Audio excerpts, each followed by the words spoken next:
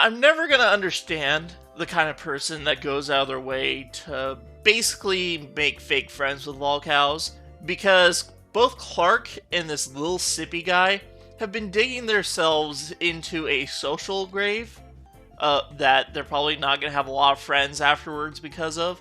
Clark has already been beaten up because of this. If you ever watched that video that was on TikTok of some random guys going up to Clark and beating him up because he was trolling Daniel Larson, then you know. And that little Sippy guy, well, he's already not allowed within 500 feet of a school. So what does that tell you about him?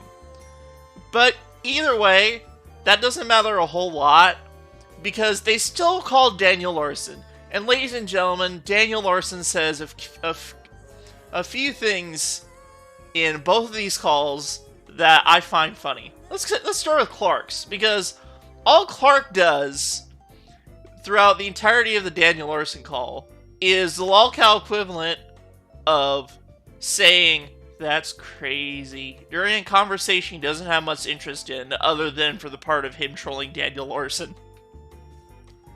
You said that Grace blocked you, right? Yeah, as of right now, but I'm still trying How long ago did she block you? I don't know if it blocked more than that. I'm just not getting any answers. It's been maybe like 2 weeks, probably. Since Bob hasn't been answering. It's been around the same time. No, around the same time. Yeah. And are you still leaking the phone calls, or did that stop? No, I know that the leaking of the phone calls was a big problem. I have not, but I did see the call that Nicholas put out the other day, because you keep calling me I like it as Clark, a.k.a. Griffin, or Griffin, a.k.a. Clark. Yeah, but your name is Griffin, yeah. Yeah, I know.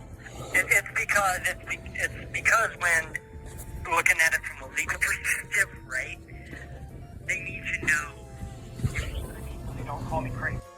What do you mean you're calling him Clark, aka Griffin, so that people don't think you're crazy? People already think you're crazy, Daniel Larson! You're the king of crazy!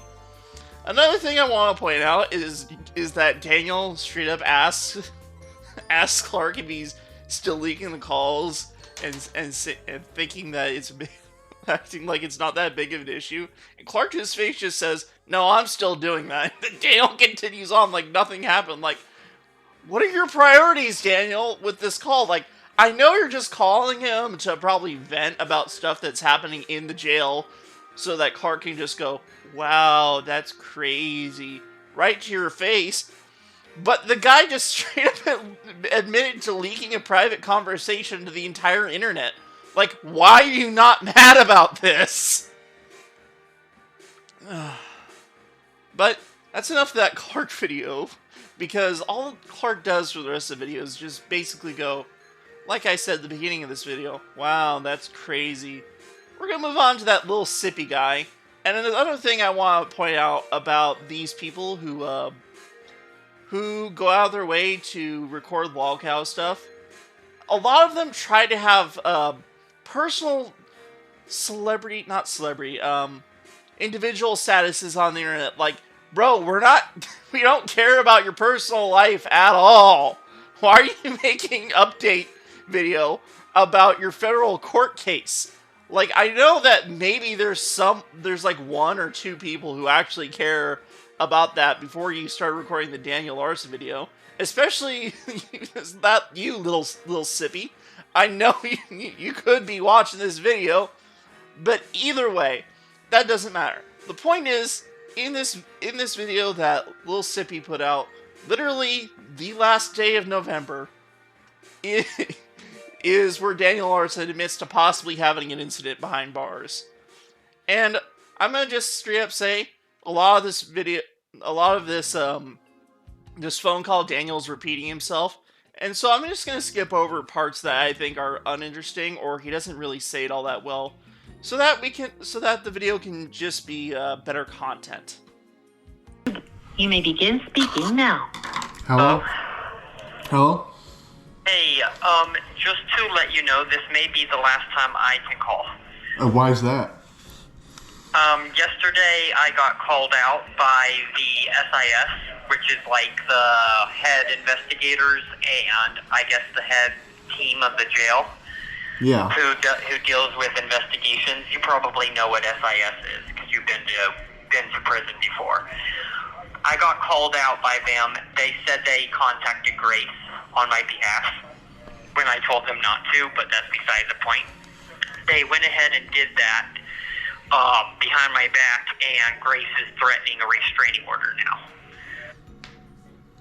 The real Grace is threatening a restraining order? Why is that? That's my understanding. I don't know. Just because the COs are calling. I don't know any other information other than that. I'm just going off of what SIS has told me. So, are the COs trolling again, or is this the real Grace Vanderwall actually getting contacted and finally getting a restraining order against this guy? Because, let's be frank, that should have been a thing that happened a long time ago. I know celebrities get restraining orders against people all the time, like Daniel, but the fact it hasn't happened already is kind of wild to me. And ultimately, even if it's real or not, this is probably going to prove to be a good thing to Daniel, because that just lets him know, even a little bit more in his head, that it's over. Alright? This person doesn't want anything to do with you, and probably never did.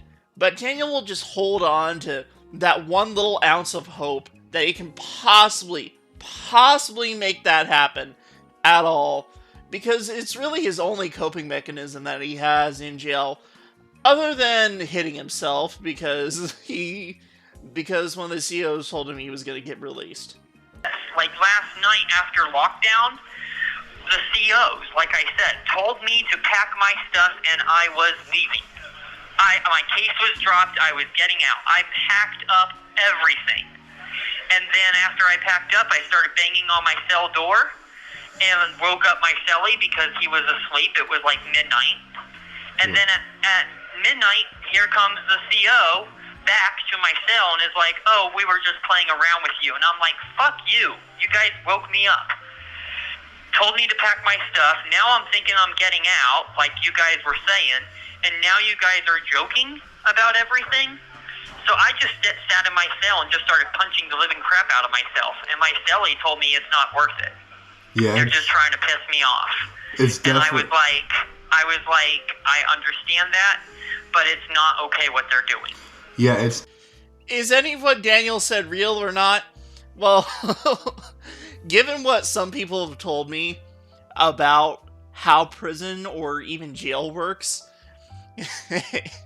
and probably hitting himself isn't something Daniel has a tendency to lie about, to my knowledge. So, I'm gonna say that Daniel Larson probably had an incident behind bars.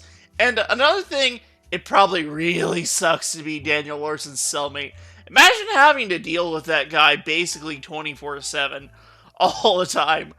Like, let's be honest, the guy's a nut job, and he's scared to bathe. And I don't know if they're forcing him to bathe in jail or not. We haven't heard much about that.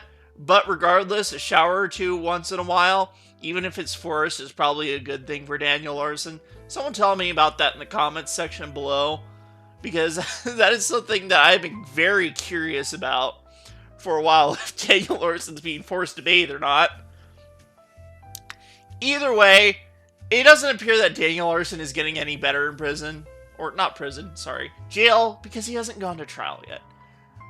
But,